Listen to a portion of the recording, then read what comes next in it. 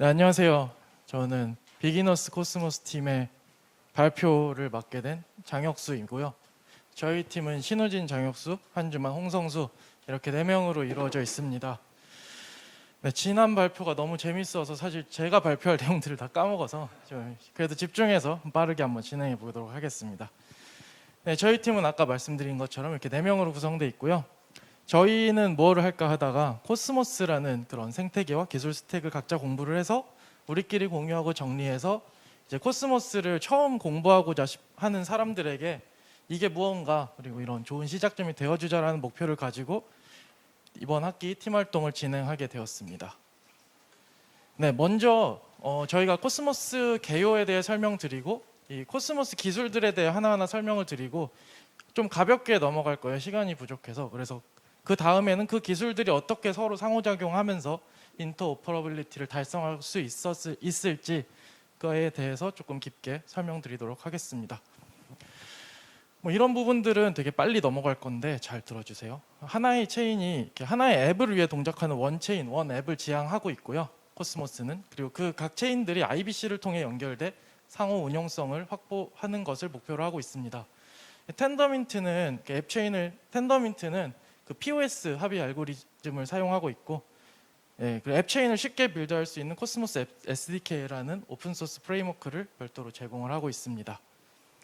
이게 모든 블록체인들은 각자 해결하고자 하는 주요 문제들을 가지고 있는데 코스모스가 해결하고자 하는 가장 주요한 문제는 체인 간의 상호 운용성이에요. 그래서 앞으로 설명드릴 다양한 기술들이 결국에는 이 상호 운용성을 달성하기 위한 고민으로부터 나온 문제들이고 설계되었고 개발되고 있다라고 생각을 해주시면 좋을 것 같습니다. 코스모스는 이렇게 체인이 역사가 되게 오래된 만큼 250개 이상의 앱 체인과 서비스가 생태계를 구성하고 있습니다. 그럼 대체 코스모스라는 이런 생태계를 어떤 기반 기술로서 이루어져 있는지에 대해서 크게 4가지 텐더민트, 코스모스 SDK, IBC, 코즈마즘 이 4가지를 대표해서 가볍게 설명드리도록 하겠습니다. 텐더민트는 BFT 기반의 코어 합의 엔진과 애플리케이션 인터페이스인 ABCI로 구성이 되어 있고요. 이 합의 알고리즘의 자세한 동작 원리는 저희 다음 챕터에서 좀 깊게 설명드릴 예정이라 중요한 부분만 짚고 넘어가자면 이 텐더민트는 DPoS로서 위임받은 투표권이 많을수록 블록 제한자로 선정될 가능성이 큰 가중 라운드 로빈 방식을 사용하고 있어요. 그리고 밸리데이터끼리 합의가 먼저 일어나고 블록이 최종적으로 커밋되기 때문에 이 포크가 발생되지 않고 블록이 커밋되는 순간 파이널리티가 보장이 됩니다.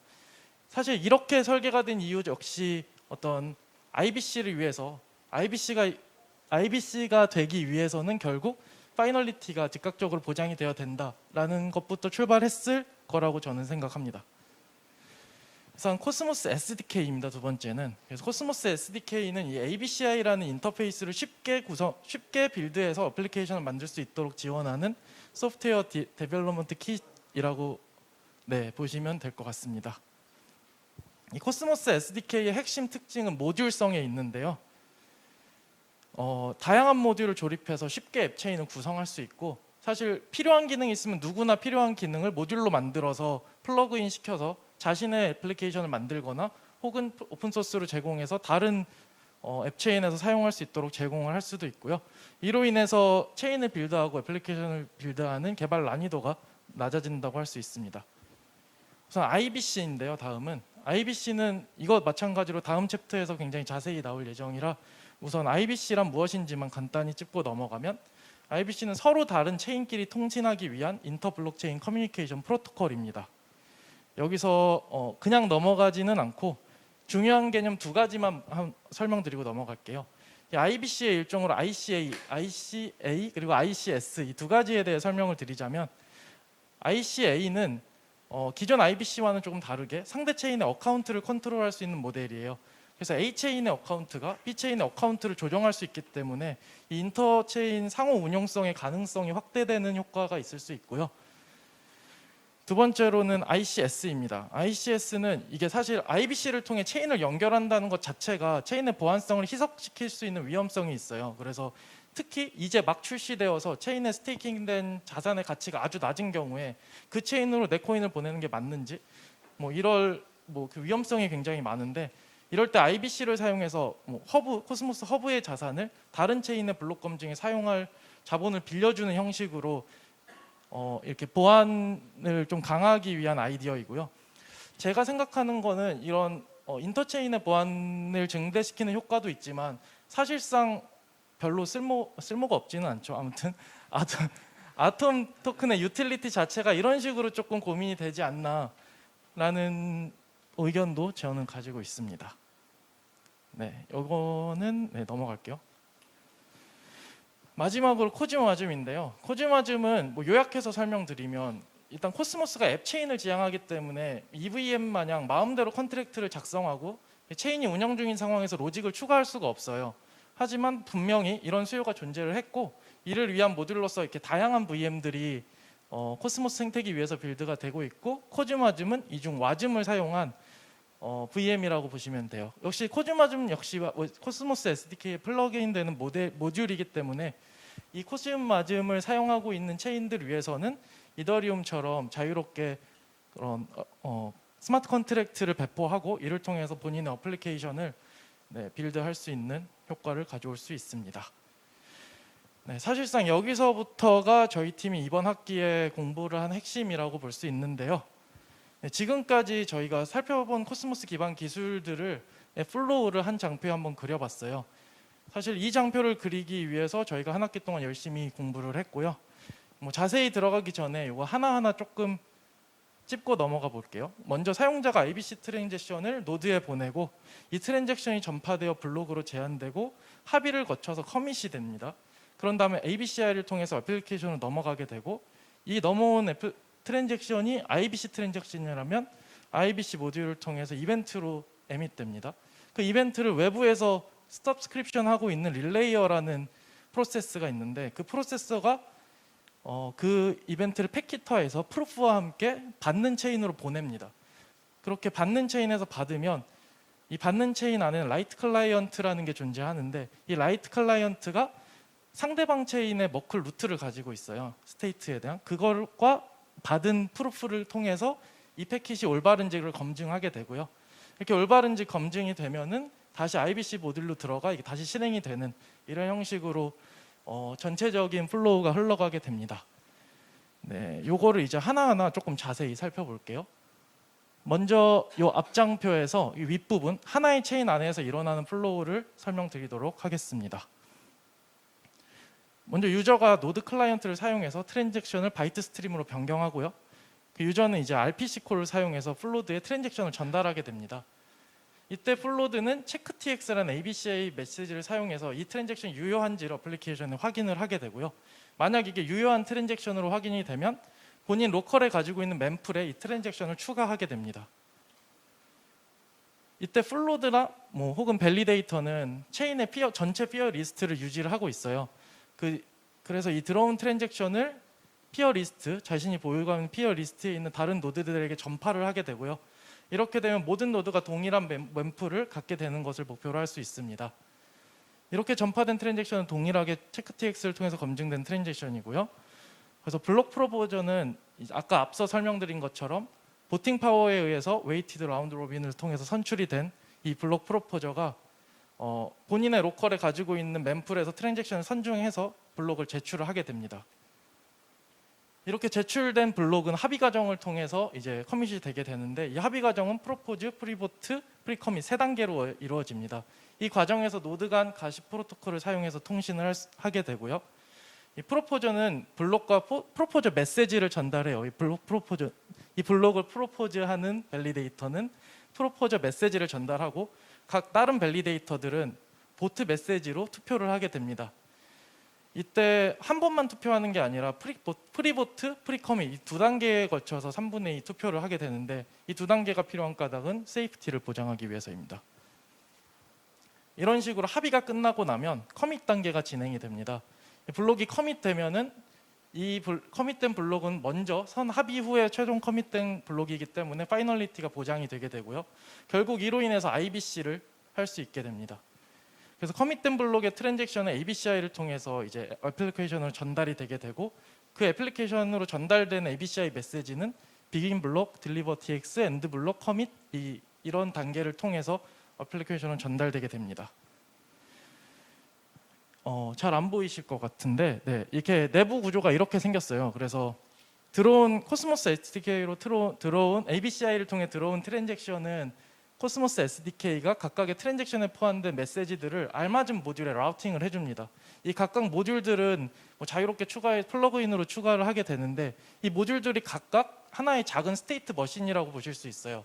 그래서 이 하나하나의 모듈들이 자체적인 스테이트를 가지고 있을 수 있기 때문에 뭐 코즈마즘 같은 별도의 VM이 들어오더라도 그 자체적으로 VM 역할을 할 수 있게 되고, 이건 제 생각인데 아마 뭐 하나의 이 체인에서 뭐 코스모스 SDK로 원래 가지고 있는 앱 체인도 있겠지만 뭐 코즈마즘 VM도 올라올 수 있고, 거기에 또 뭐 다른 기반의 VM도 별도로 동작해서 여러 가지 VM들을 추가할 수 있지도 않을까라는 생각도 한번 해봅니다.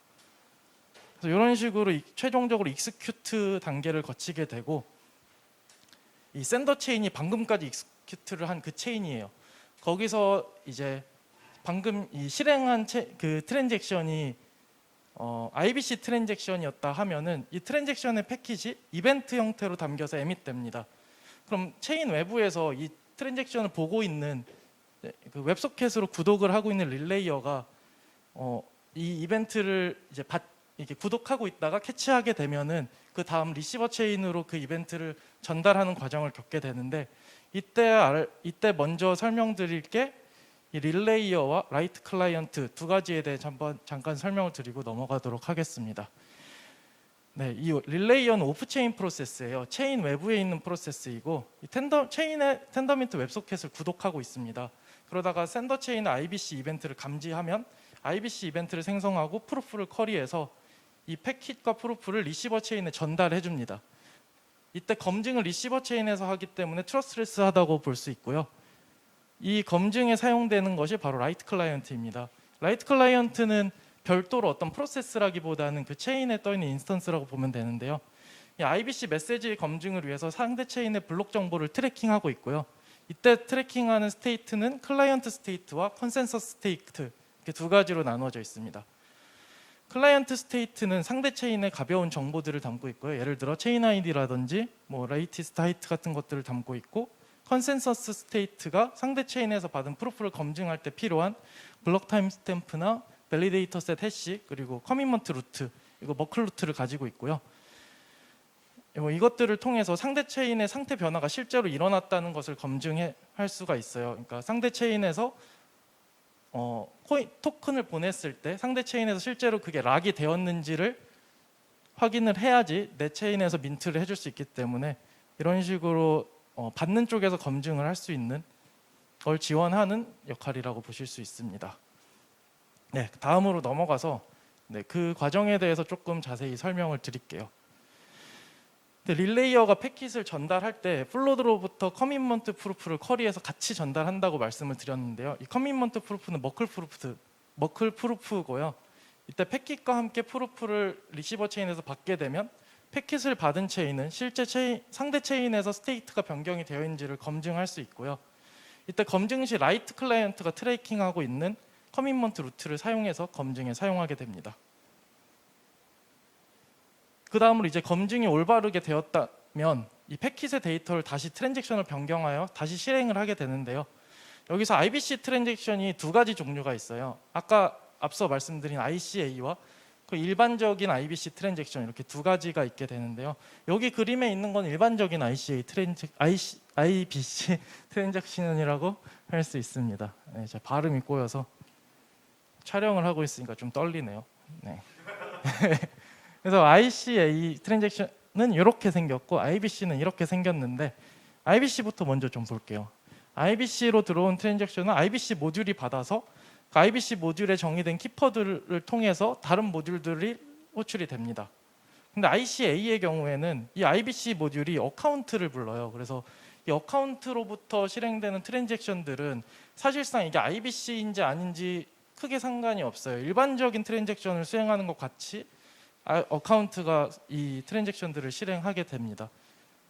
네, 뭐 이렇게 보시면 될 것 같고, 이건 IBC 모듈 안에 있는 이게 온 리시버 패킷이라는 친구인데요. 여기에 이제 패킷을 받으면 실행이 되는 함수고, 내부의 뱅큐 모듈을 키퍼를 사용하는 것을 이렇게 확인할 수 있어요.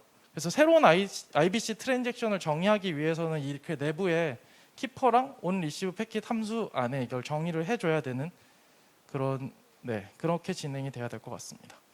네, 그래서 다시 한번 볼게요. 그럼 이제 지금까지 설명을 잘 들어주셨다면 이 그림이 아까보다 조금 더 잘 이해가 되실 건데요.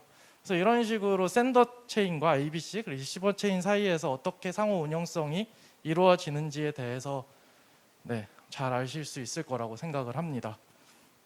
하나만 더 짚고 넘어가자면, 그렇다면 이제 코즈마즘 컨트랙트에서 IBC 트랜잭션을 보낼 수 있는가라고 했을 때 코즈마즘 컨트랙트를 통해서 IBC 트랜잭션을 보내는 것 자체는 가능합니다. 코즈마즘 컨트랙트에서 이미 정해된 IBC 메시지를 보낼 수도 있고요. 코즈마즘 컨트랙트에서 직접 엔트리 포인트를 뚫어서 다른 체인과 직접 채널을 연결할 수도 있어요. 하지만 반대로 ICA를 통해서 상대방 체인에 있는, 그러니까 컨트롤러 체인에서 호스트 체인의 코즈마즘 컨트랙트를 사용하는 것은 아직은 하지 말라고 정의돼 이렇게 이야기하고 있고요. 데모 수준으로는 가능하다고 합니다. 앞으로는 가능해지겠죠. 사실 이게 가능해지면은 코즈마즘 컨트랙트를 사용하면 상대방 체인에 있는 다양한 어플리케이션들을 컨트롤할 수 있게 되기 때문에 이 ICA를 사용해서 굉장히 높은 상호 운용성을 좀 실현해 볼 수 있지 않을까라는 기대를 조금 해봅니다. 저희 팀이 생각하는 한계나 생각해 볼 점에 대해서, 사실 저희 팀의 의견에 받은 다음에 제 의견을 좀 많이 섞었는데, 그래서 저희 팀 의견 전체 의견이 아닐 수도 있어요. 그래서 허브랑 존 개념이 이게 잘 지켜지지 않아서 복잡성이 증가한다고 좀 생각이 들거든요. 그래서 인터체인을 이룰 때 허브가 전체적인 그런 IBC의 중심이 돼서 그거를 연결해 줘야 되는데, 각 앱 체인들 간에 서로 연결이 되어 있는 경우도 많고, 그래서 체인의 복잡성이 증가하고 이런 위험성이 있다고 생각을 합니다. 그리고 IBC 쿼리가 없다라는 것은 이게 아마 부현식님이랑 다른 학회원들이 IBC 쿼리 모듈을 만들고 있는 것으로 알고 있는데, 이게 IBC라는 과정 자체가 제가 하나의 체인에서 다른 체인으로 토큰을 전송을 했을 때 굉장히 옵티미스틱해요. 이게 보냈다, 받았어까지는 오는데 이게 진짜 실행이 됐어까지는 저희 알 수가 없어서, 보낸 다음에 실제로 여기서 민트가 됐는지 쿼리를 해보고 싶은데 그걸 쿼리를 해볼 수가 없어요. 그래서 체인 외부에서 이거를 하던가 이런 방식으로 해야 되는데, 그래서 IBC 쿼리가 빨리 나왔으면 좋겠습니다. 그래서 화이팅 하시고요. 네, 저는 아니에요. ICA 자체는 아직 베타 버전이라서 충분히 검증되지 않은 상태고, 개념적으로 들어보셔도 좀 위험성을 느끼겠지만 보안의 이슈가 있을 수도 있다는 생각이 계속 들어요. 그래서 이런 부분들이 빨리 검증이 되었으면 좋겠다라는 생각을 하고요. 그 릴레이어라는 게 IBC에서 어떻게 보면 가장 중요한 친구인데, 이 릴레이어를 운영하는 것에 대한 인센티브가 없어요. 그래서 A체인, B체인을 서로 릴레이어를 운영할 때 그 두 체인의 밸리데이터를 같이 운영하는 노드 밸리데이터들이 이걸 함께 운영을 해주고 있는데, 인센티브에 대한 표준 자체가 존재한다고 하는데 이걸 지급을 하지 않기 때문에 이거를 굳이 왜 해야 되나라는, 일반적인 밸리데이터가 아닌 친구들이 이걸 운영할 요인이 좀 많이 부족한 것 같습니다. 그리고 마지막으로는 저희가 이제 진정한 멀티체인이라는 것은 코스모스 생태계 내부에서 벗어나서 이종 체인 간의 상호 운용성도 고민을 해봐야 될 필요를 느끼고요. 이게 사실 코스모스 생태계에 굉장히 많은 앱 체인들이 있지만 그 밸리데이터들이 다 그 친구들이고, 그래서 결국 하나의 밸리데이터가 뚫린다는 거는 다른 앱 체인들도 결국 그 친구들이 운영하는 거라서, 어떻게 보면 이게 레이어 2 같이 체인의 확장성을 이렇게 증가시키는 데는 효과가 있을 수 있지만 이게 과연 멀티 체인일까라는 부분에 대해서는 조금 저도 의문이 있어요. 그래서 이렇게 코스모스의 지금 인터체인 기술들이 많이 발전이 되고 있는데, 이런 것들의 힌트를 얻어서 이종 체인 간의 상호 운용성을 좀 고민해 보는 곳들도 많이 나왔으면 좋겠다라는 생각을 해봅니다. 네, 저희는 진짜 기가 막히게 딱 20분을 맞춰서 발표를 마무리했고요. 네. 팀원분들 나와주시면 이제 질문을 받도록 하겠습니다.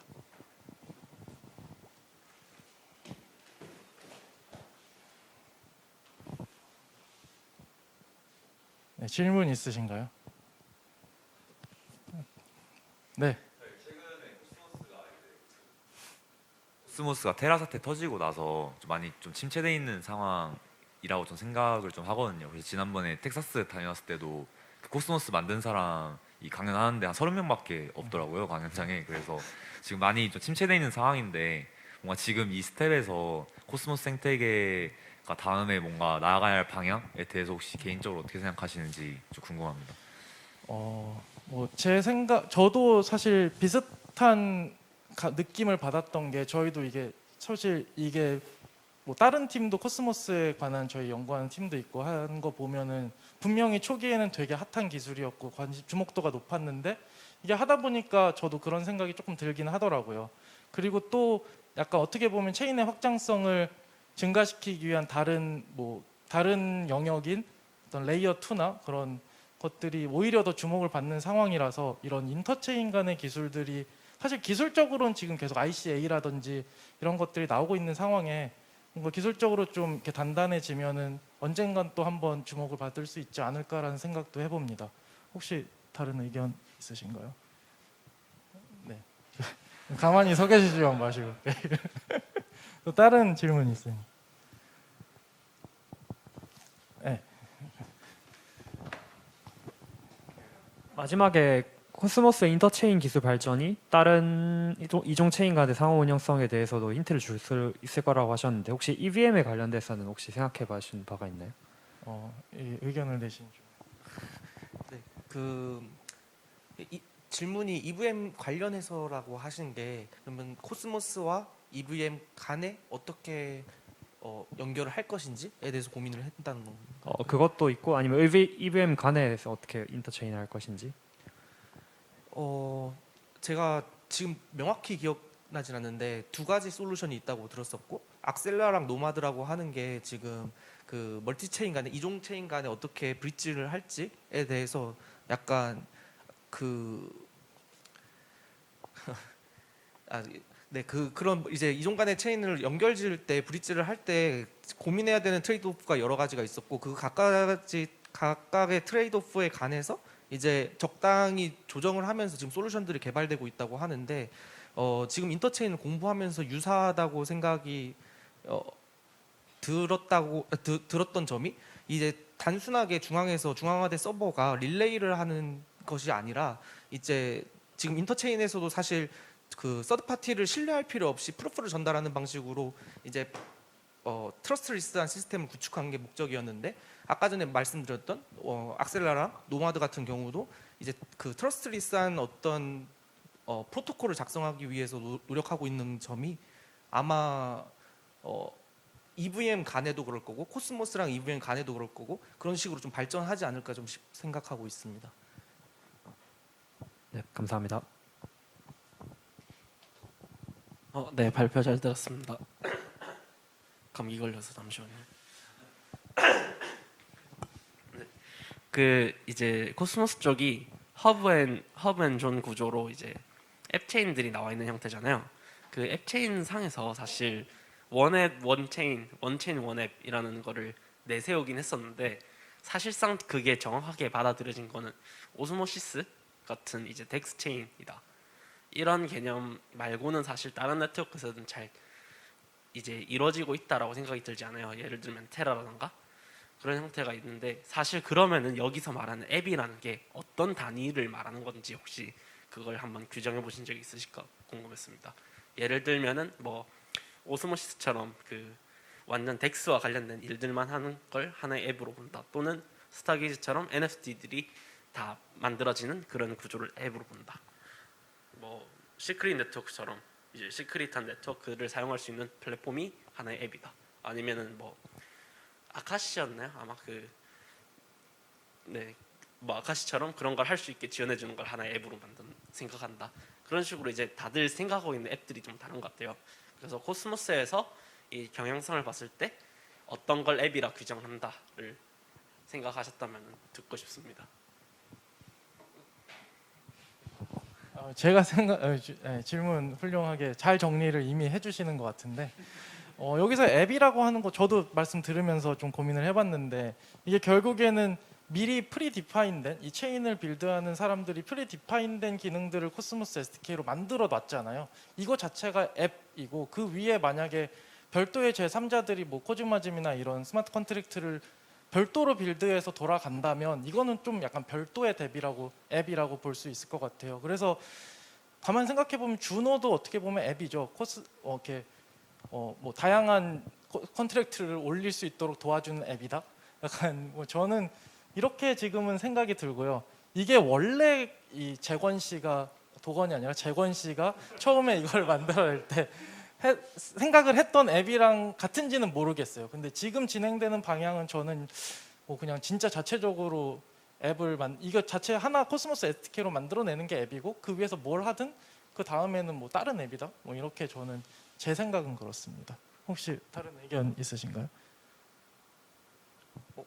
근데 아까 전에 이미 분류를 꽤 잘 해주셔가지고 그 사실 저는 그렇게 생각하는 게 지금 앱체인들이 그 블록체인을 만드신 분들이 어떤 문제를 블록체인으로 풀기 위해서 그 앱체인을 설계했느냐에 따라 다를 것 같아요. 그래서 테라 같은 경우는 UST라고 하는 이제 그 달러를 만들어내기 위한 어떤 목적을 가지고 있었고, 그다음에 오스모시스도 저번에 도지모스님 강연 들어보면 사실 그 인터체인 덱스라고 하는 목표가 있었고, 뭐 최근에 공부했던 아카시 같은 경우는 디센트럴라이즈드 클라우드 서비스를 만들겠다 이런 목표가 있었고요. 그래서 사실 그런 목표가 되게 추상적이지만 그런 앱체인 하나로서 나오게 되는 어떤 근원 그런 니즈라고 생각을 합니다. 그래서 그 정도 네. 네, 발표 들어주셔서 감사드립니다. 저희는 여기까지 하겠습니다. 감사합니다.